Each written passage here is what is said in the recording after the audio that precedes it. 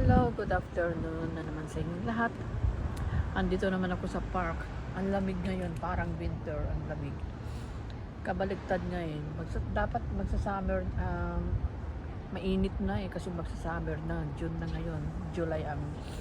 July, August ang summer dito. Dapat mainit na nga pero baliktad.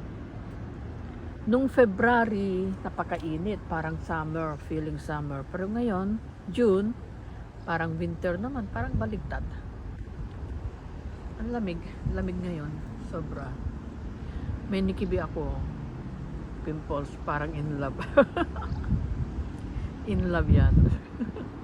May pimple. In love yata. Katapos ko lang kumain. Kumusta ang mga biyag dyan? Sa Kalaw. Kumusta kayo? Anong tira? Have a good day. Have a lunch time, lunch break.